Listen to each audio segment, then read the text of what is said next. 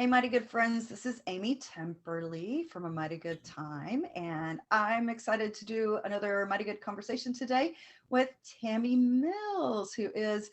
I'll give you her formal bio here in just a second, but I've had the pleasure of working with Tammy um, with older adults in different ways. She has helped me with scheduling and has been a partner in teaching classes for my company. And so really excited to have her here today to talk about all the new offerings and things that she's doing. So let me read you her street cred, right? Or her credentials.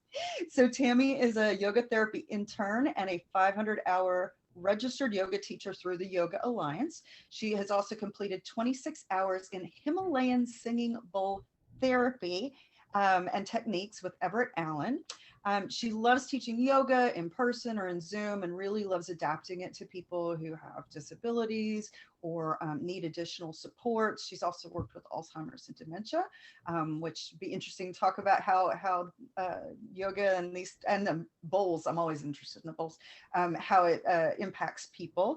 And learning and sharing has always been a passion. Tammy has one of the best fun that we've ever had is just finding out what she's currently reading or studying about or teaching herself. So she's a lifelong learner. So Mighty Good Time's all about lifelong learning. And she's, because of yoga and yoga therapy, she's really looking at pain and injuries and well-being in a whole different way. So, hi. Hi. I'm so glad to see you. It's been a while and we don't get to talk very often. So I figured this was an excuse when I got to reach out. It was like, just talk to Tammy. That makes it perfect. No, so tell us a little bit about the kinds of offerings you have and what you do and what you love most about the things that you do. Okay, so right now I'm focusing on yoga therapy. I'm an intern, so that involves meeting one on one with a client, doing an interview and an assessment, and then working with them to find out what they want at that moment for their bodies, or their minds, or their spirit. And so I develop a personal practice for them at that point. But I also have some yoga group classes that I'm teaching. I've done meditation with a few clients, also yoga nidra, sound therapy with the Himalayan bowls. That can be a class all in its own. But I also do have a gong, so I can incorporate the gong and some chimes with that, so we make it a different sound experience. Let's see what else. And any of the yoga can be adapted to chair, floor, standing, combination of all of those. And even if you can't get out of bed, let's just say, we can do something there too. There's always something we can do to help someone wherever they are. We like to meet them where they're at. It's amazing. A couple of years ago, you actually developed a little personal practice for me, and I'll have to say I've been guilty of not done it as of late. But I did it for a very long time, and it was actually very helpful and very tailored to my body, which is very interesting about yoga therapy is how specific it is and how well trained you are in like kind of watching muscles and movement and finding those adaptations for people. Yeah, that it makes me happy to see people start, because at first it's kind of like, well, yeah, I don't know if I'm gonna do that. But then when you do it, then it's like that light bulb goes off and you're like, wait a minute, there might be something to this. But it's that initial buy-in that's the hardest. But once there's the buy-in, then it's like, yes. So yeah. So I'm going to go off track a little bit. How do you get that initial buy-in? Like if you're starting a new program, what are some, just off the top of your head, what are some ways that people can um, make themselves, I hate to say force themselves, but make themselves to get involved in something new or different or unusual to them? So yeah, that's always, so first of all, there has to be a good client relationship. You're going to have to like the person you're working with. For me, that seems to be the most important thing. So a lot of times I'll have a 15-minute initial consultation and be like, okay, let's see if we're a fit. And you can think about it and then you can email me back. If I don't hear from you, it's totally okay. But that's the first important aspect of it, liking who you're working with. And you have to be able to trust them. And that's not going to happen just in one visit. It's going to happen over a few visits. The other thing would be thinking that you don't have to spend 20 to 30 minutes a day. This could be as easy as 5 minutes, or taking a timer and setting a 1 minute timer to just do breathing, just starting Mhm. out small. So I think the biggest misconception is, I'm going to have to do this hour-long practice, and that's going to take too long. Well, it can be, brushing your teeth and being like, okay, I'm going to be really mindful about getting all those spots that the dentist told me about. Or, like I said, set a timer for 1 minute and just stare out the window. Look at the Mhm. clouds, look at the trees, look at the grass. It doesn't have to be long. The other thing I would say is, what is it that motivates you?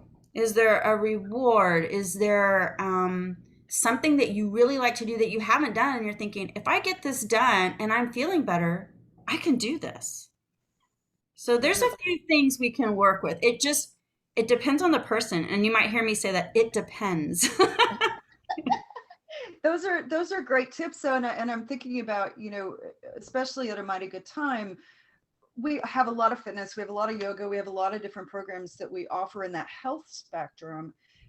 But you have a really good point about you need to like and trust the person that you're working with. And I think also, sometimes if you try out a new class, if you don't like that particular instructor, or the format of the class, don't stop there. Try another one, because it may be that there's a better fit for you, or maybe it does need to be, offered in a different way, or, something more upbeat, or the music's not right. There could be so many things, right? You just have to find that one that resonates with you.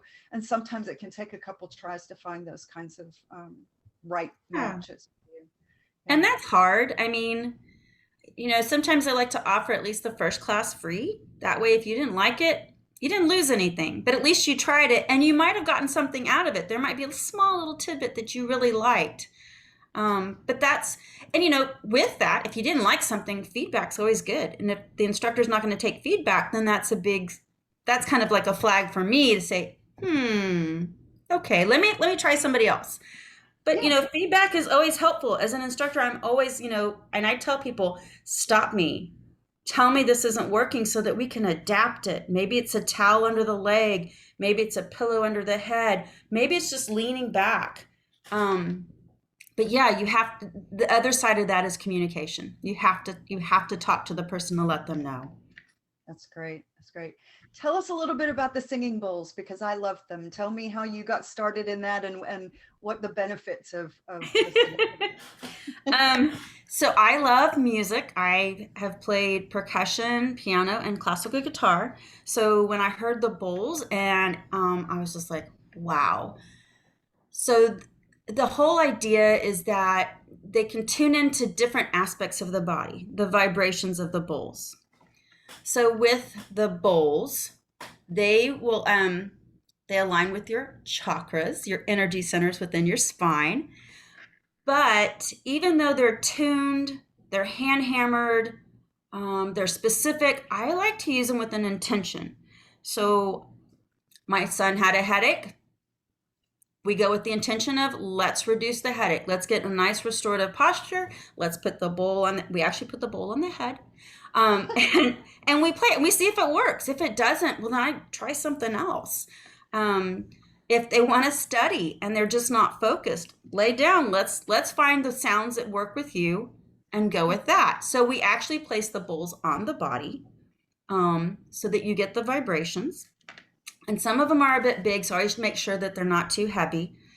But the whole idea is just to let the body relax. And we have to remember that all the cells in our body are already like moving around, they're going everywhere. So there's different studies. And what I would say with that, as I say with anything, it depends on the person, because not everybody's going to like it.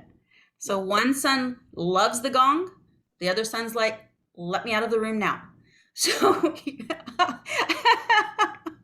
you just have to try it, and if you don't like it, like I said, it's that communication next. That's not working for me. So That's I cool. And it's yeah, another tool in the toolbox, right? It's another right. tool that you can use to help people kind of relax, or focus, or engage, or relieve pain, or just provide joy. Some sounds just make you joyful. Yeah. And I do sound with all of my yoga sessions. The yoga therapy, not so much, just because it's a one-on-one type thing, but in classes, I end them with the resting shavasana with sound. I like to use the gong and or the bowls and the chimes. I'm guilty of using whatever I can. So I love that. I love that. So, obviously, Mighty Good Times about staying active and engaged in your world. What do you think are some important components of an active lifestyle? wow, community, being engaged with others, and I think that's something that most aging communities need. They might be lacking just with COVID and everything that's happened with the isolation. But and having that person to person is great. If you can't have that, Zoom is the next, anything virtual. It doesn't have to be Zoom. It might be another platform. Or maybe just going outside and conversing with somebody outside. But that sense of community is huge, because if you have the community, you find out who has your interest, what they like to do, and then you might find a partner for something, whether it be sewing, making quilts, writing letters to kids, making gardening, walking, doing yoga, relaxing. You can even do meditation with another person. It's not, meditation doesn't have to be alone. You do need to focus, but you know, staying active doesn't mean that you have to get out and go walking 30 minutes a day. Being active means engaging yourself, whether it's through the mind, the body, spiritually, Bible study. Being active means being out there and talking with someone or a group of people, being involved. That, to me, that's the huge thing with aging, is that you have to be involved in something. That's Even if it's great. just one person, be involved with something, even a dog. I'll even accept that. But the people interaction, being able to talk, having a pet's great. And it does provide a sense of comfort, sometimes safety. But being able to talk to a person, that's huge. Yeah. And there's so much research supporting the benefits of that for your emotional well-being, for your physical well-being, for Oh, your yeah. cognitive, the whole thing. It's a big, Everything. yeah, all of it. Definitely. All of that. What is there something that excites you about the future of aging, of sort of like where we're going or what we're learning?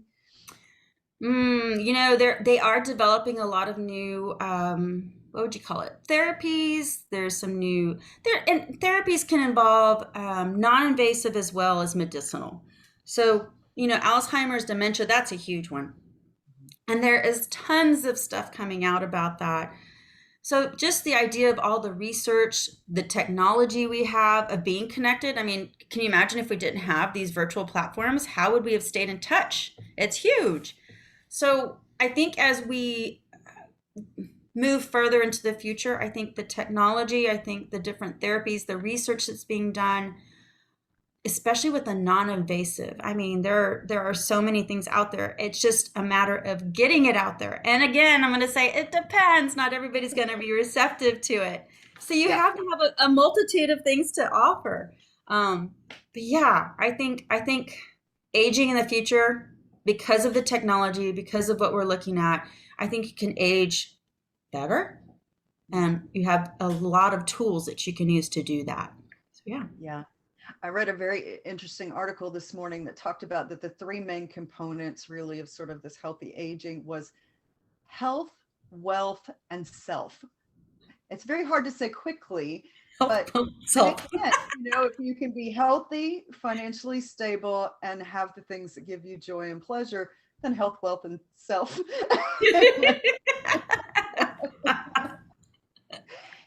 So you have been offering some classes at a mighty good time. Do you have offerings coming up or things in the future that you're considering? I would love to offer a yoga nidra. Right now, I'm just doing the gentle class, and that one's strictly on the floor. It was suggested by a group of ladies who do quilting, so they always have low back and shoulders. So we get on the floor and we do all kinds of moving around. Of course, I think that shavasana, the resting, is their favorite, to be honest. But Oh yeah, yeah, that's a yeah. The yoga nidra is like a yogic sleep. It helps the body, and sometimes you do fall asleep. It's okay. I've had people snore, and I just gently let them wake up at the end. But it helps the body to renew and rejuvenate. Meditation is always a good one. And I'm always open to suggestions. If people have ideas, they can always contact me and say, hey, what about this class on this day at this time? And then we can try it. I'm open to that. I have to kind of manipulate in my schedule, but I am always open to suggestions on things that people want to try or they have questions about. So I'm kind of an open book right now. I'm trying to get through the last bit of my yoga therapy intern class stuff. And then I'm hoping to be like, woohoo, let's go. So, yeah. I'm excited for you. I know you've been working really hard at it for a long time, and so I'm thrilled that you're about to get done with it. Um, Woo. and then we'll Oh, see what the next thing you want to learn is, because I I know know. I you. know. I know you. You're gonna you go get some other certification or on there. That's great. Well, any final tips for our listeners on how to live a full engaged life? You already said community. Is there anything else? Community, get out there and reach out to someone, try something. If you don't have anybody, send me an email. I'll email you back. Aw. Sleep. Make sure you're getting your sleep. I saw some fascinating research on how the brain actually washes itself when you're sleeping. And it's quite fascinating. And that gets all those plaques. It was really cool to watch. But anyway, sleep. I think sleep is very important. Community, sleep, taking time out for yourself. Whatever it is that brings you joy, take that time out for yourself. Do something you really love. Awesome. And I'm going to keep it simple. I could go on, but we're going to stop there.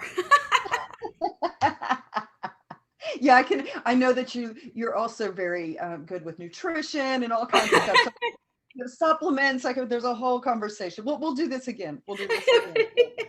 I am so glad to see you, and it's always nice to talk to you. And thank you for sharing with our friends at A Mighty Good Time. So if you're looking to do classes with Tammy, go to amightygooddime.com, and we will be posting her things on a regular basis and highlighting on social media.